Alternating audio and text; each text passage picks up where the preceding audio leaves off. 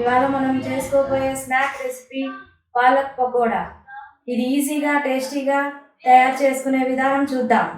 ముందుగా కావాల్సిన పదార్థాలు 2 కట్టల పాలకూర, 1 కప్పు శనగపిండి, 1 కప్ బియ్యపిండి, సాల్ట్, కారం, వాము. ముందుగా మనం స్టవ్ మీద ప్యాన్ పెట్టుకుని ఆయిల్ వేసుకుని వేడి చేసుకోవాలి. వేడి చేసుకునే లోపు పిండి ఎలా కలుపుకోవాలో చూద్దాం. శనగపిండి బౌల్లోకి తీసుకోవాలి. దీని తర్వాత ఒక 2 టేబుల్ స్పూన్ బియ్యపిండి వేసుకోవాలి.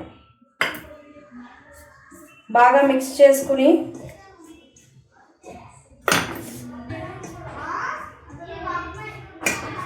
రుచికి సరిపడా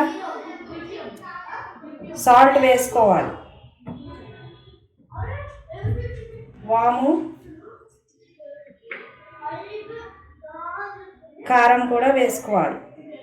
బాగా మిక్స్ చేసుకున్నాక మనం సన్నగా తరిగి పెట్టుకున్న పాలకూర వేసుకుని బాగా కలుపుకోవాలి.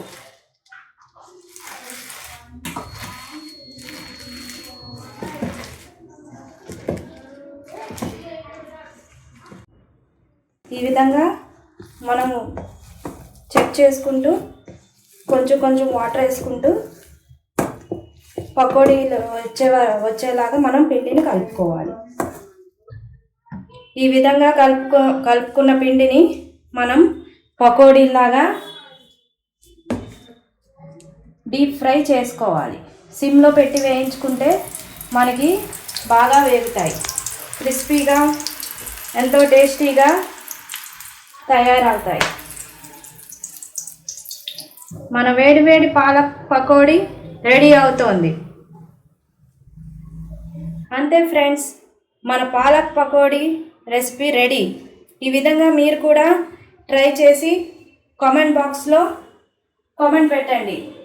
మీకు నచ్చినట్లయితే లైక్, షేర్ అండ్ సబ్స్క్రైబ్ చేయండి. Thank you.